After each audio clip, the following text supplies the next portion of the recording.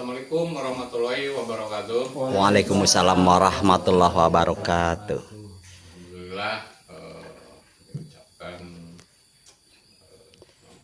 buat bapak-bapak dan juga ibu-ibu yang sudah hadir dalam pagi ini dalam agenda ataupun acara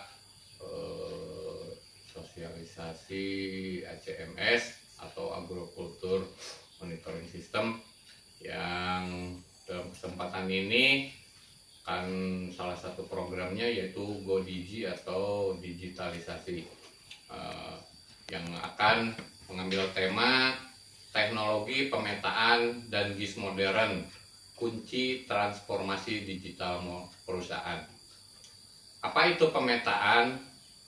Pemetaan dapat diartikan membuat representasi visual dari suatu wilayah atau area melalui pengukuran, penggambaran, dan visualisasi data spasial dalam bentuk peta.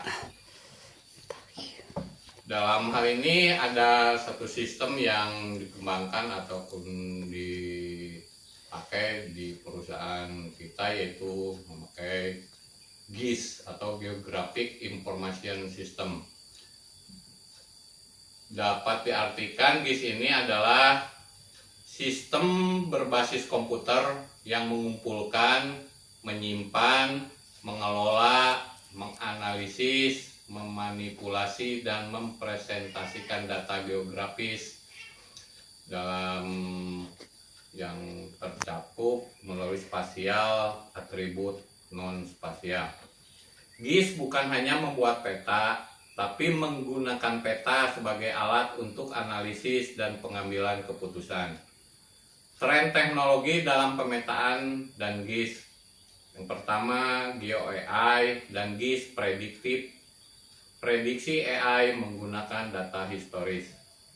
Keduanya, pemetaan drone, yaitu pemetaan yang cepat dan akurat dari udara. Ketiga, GIS berbasis cloud atau dapat diakses di mana saja. Yang keempat, pengukuran presisi dengan GPS geodetik atau streaming citra historis mengubah data masa lalu menjadi kecerdasan prediktif. Yang kelimanya, time series analysis atau streaming citra historis mengubah data masa lalu menjadi kecerdasan prediktif. Untuk mendukung pelaksanaan GIS tersebut, ada beberapa alat yang dipergunakan. Umumnya adalah menggunakan drone. Drone adalah pesawat tak berawak yang terbang secara otomatis atau dengan kendali jarak jauh. Ada beberapa jenis drone yang umum dipakai. Yang pertama, quadcopter, yaitu drone 4 baling-baling stabil untuk pemantauan dekat. Yang kedua, FPV atau first person view, tampilan kamera real time untuk inspeksi cepat. Yang ketiga, fixed wing atau gaya pesawat terbang mencakup area luas dengan efisien. Yang keempat, VTOL atau vertical take off landing, drone fixed wing dengan fitur lepas landas secara vertikal. Quadcopter itu terbaik untuk memeriksa kesehatan tanaman dari dekat, menginspeksi pohon individu. Kelebihannya sangat stabil, mudah dikendalikan, dapat melayang di satu tempat. Kekurangan, waktu terbang terbatas, kisaran 20-30 menit, mencakup area yang lebih kecil. Contoh, memeriksa pelepah kelapa sawit untuk kerusakan hama atau kekurangan nutrisi. FPV terbaik untuk inspeksi cepat di medan sulit seperti lereng bukit. Kelebihannya, tampilan pilot waktu nyata, bermanuver cepat. Kekurangan, membutuhkan operator terampil. Fixed wing terbaik untuk memetakan seluruh perkebunan besar untuk perencanaan irigasi. Kelebihannya, waktu terbang lama, mencakup ratusan hektar. Kekurangannya, membutuhkan landasan pacu untuk diluncurkan, tidak bisa melayang. VTOL terbaik untuk area terpencil tanpa landasan pacu panjang. Kelebihannya lepas landas vertikal, juga jangkauan terbang jauh.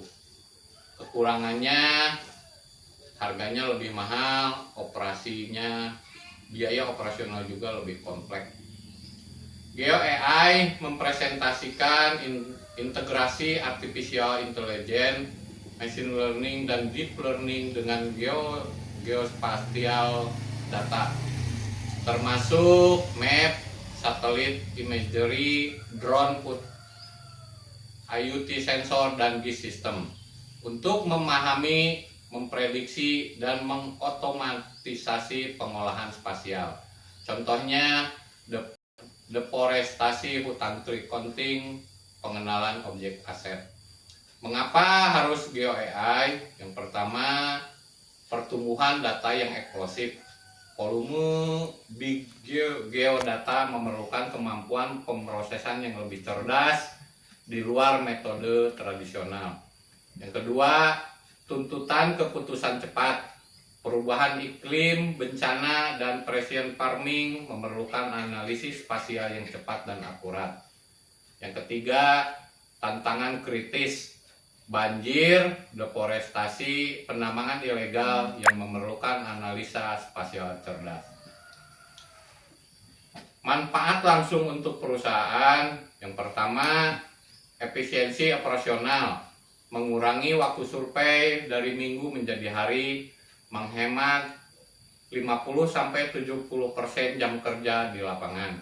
Yang kedua, keputusan berbasis data, menghilangkan asumsi dan meminimalkan risiko dengan intelijen lokasi. Yang ketiga, optimalisasi biaya, memprediksi kegagalan pemanfaatan aset sebelum terjadi, pemeliharaan tepat waktu, dan menghindari bencana. Tapi dari itu semua terdapat juga beberapa tantangan umum yang dapat disampaikan. Diantaranya yang pertama, privasi dan keamanan data. Tantangannya melindungi data lokasi sensitif dari pelanggaran. Solusinya menerapkan enkripsi, memastikan kepatuhan SOP keamanan data, dan pembatasan hak akses. Yang kedua, akurasi data. Tantangannya memastikan presisi dalam peta dan analisis. Solusinya kalibrasi peralatan tersebut. Yang ketiga, integrasi sistem. Tantangannya menghubungkan GIS dengan sistem bisnis yang ada dengan solusi memanfaatkan AFI dan standarisasi data sharing. Yang keempat, kesenjangan keterampilan SDM. Tantangannya membangun keahlian GIS internal. Solusinya program pelatihan dan kolaborasi antar tim HO atau regional. Demikian yang bisa disampaikan, semoga bermanfaat dan menjadi pengetahuan buat kita semua dalam program digitalisasi di PTPN Group ini. Demikian saya tutup dengan billahi taufiq wal hidayah. Wassalamualaikum warahmatullahi wabarakatuh. Waalaikumsalam warahmatullahi wabarakatuh.